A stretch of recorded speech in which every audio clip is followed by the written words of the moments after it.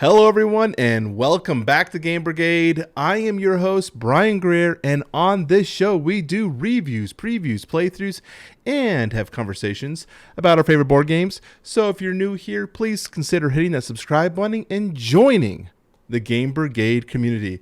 Today on the show for Monday's episode, this is something we've been trying to do more regularly, although we skipped last week, kinda, is the Kickstarter Kickoff for the week. This is going to be the week of March 8th, so we're going to take a look at games that are becoming to Kickstarter for this week, or GameFound. I guess we got to make sure we say GameFound because that is a legitimate crowdfunding platform now.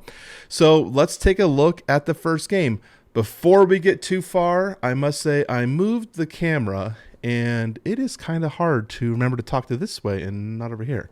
So if I start talking over here, that's because I'm used to the camera being on that side. So see, now I got to look all the way over here to switch the camera.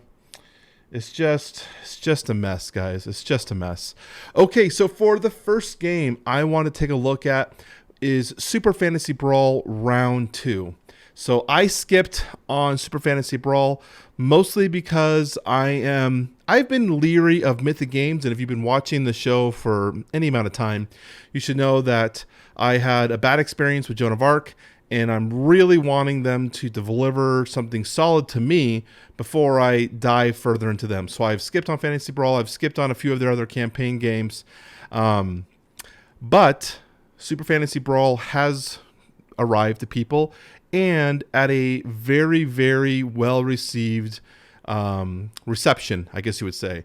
So I was looking for an arena game. Now, I kind of have found a couple of them that I'm interested in, but this is one that I was taking a look at.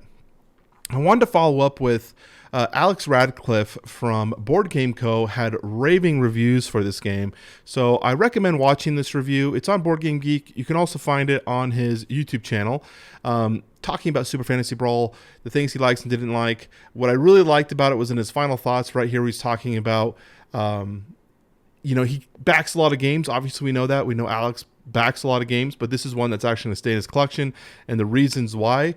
It really kind of impacted me. I said, if that's hitting Alex so well, maybe it's worth me taking a look at. So this isn't a game coming out this week that I'm going to be mostly interested in.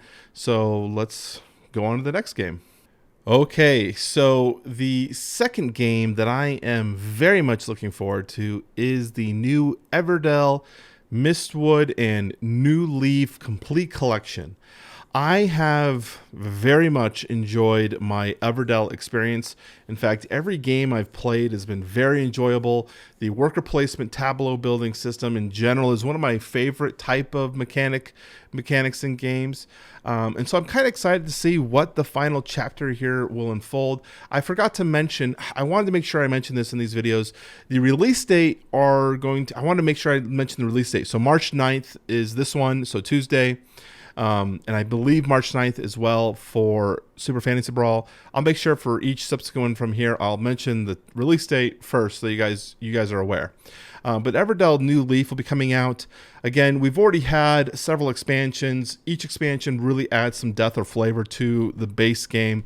So I'm really kind of curious of what we're going to get here. Obviously, we have this train. I don't know what the train's going to have involving in that. And we did have a really good new look on Quackalope's page. So if you're looking for some spoilers or some interesting stuff, you can check Quackalope. He had a really good introduction for Everdell. But this is the second game for this week that I am very much interested in. Okay, coming in also on March 9th will be Heroes of Normandie Big Red 1 Edition. And this is one that I know that I believe this is a reprint, and it, from a Heroes of Normandie. And I know they're doing some alternative art. I've seen some pictures where they've changed some of this art and upgraded. Actually, I think you can see it right here, the old edition and the new edition. They're trying to improve the game, and from what I gather, this is a two-player game where one player will be playing the Germans, one player will be playing the Americans, and it's a war strategy game. I am not necessarily thinking I need something like this in my collection now, but I would like to see what they're including in this big edition in terms of a collector's edition and what it'll entail. Because if it's enticing enough and it's interesting, I am definitely interested in something like this. I do like strategy games and I like World War II, so I think it'll be fun to include something like this in my collection. In fact, I don't have very many World War II games because I've gotten rid of like all my Axis and Allies and whatnot. So it might be nice to maybe pick something up. But this is the next one, Heroes of Normandy Big Red 1 Edition. Okay, so the last game for this week that I'm really interested in is the Stellaris Infinite Legacy. Now, Stellaris is going to be based off of the computer game Stellaris, same name, but I have not played that, so that's not why I'm interested in this game. I'm not influenced by the IP, but what I'm influenced in is that I am a 4X lover. That actually might be the top of the food chain for me in terms of the type of games I love. And I've been really looking for a replacement to TI4 that doesn't require 8 to 10 hours. I've mentioned that multiple times on the game, although I did just pick up Eclipse First Edition. So we'll see if that takes a spot.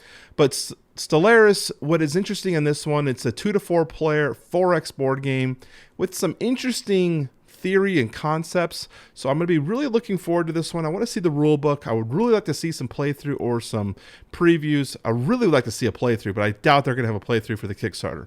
But what they're saying down here, 2 to 4 players in a 2-hour game, that's a little sus for me. I really think that a 4X game kind of has to be like the 3 to 4 hour mark to hit the feel like everything you've done has some weight and gravity to it. But maybe we can see a 2-hour game. I don't know. I don't know. Personally, I think 4X games, I don't know. But I'm also so used to like 10-hour 4X games, right? So 2 hours is like, man, you just got started. We just figured out our races by that time, right? But what I think is interesting down here is they're talking about Infinite Legacy, where you can have your races, like you can have people build the races and have their civilization, and then they can leave, but you can keep playing, and their remnants of their facility, their civilization is still somehow impacting in the legacy style game. But it's a non-destructive game, not one and done. An Infinite Legacy game can be replayed any number of times like a traditional board game, and non-linear in the sense that the decisions that you make throughout the game can impact how the story progresses. I mean, this is mind-blowing in terms of what kind of possibilities you can have, but I'm really curious of how they're actually implementing this in the 4X realm. So this is one that I'm going to be really taking a look at, and I want to see how they do. You know, who knows?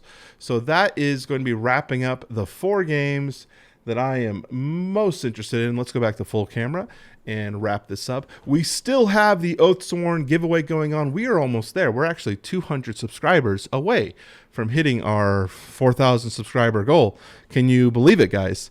So let's go ahead and leave a comment down below with a hashtag. Let's do something fun. I'm so boring sometimes. Let's do hashtag Everdell. I got to think of something interesting before I start filming. So leave a hashtag down below, hashtag Everdell, leave a comment so you get entered into the Oathsworn $99 pledge level. If you guys like our content, if you really want to support me, remember we have a Patreon down below. You can check that out. We have a lot of cool different pledge level links in terms of what you want to do to support the channel. Again, that really helps me support us and keeps us going ad-free for you. So if you want to keep watching the show, let me know. Hit the subscribe button, hit the like button. We will talk to you all very soon.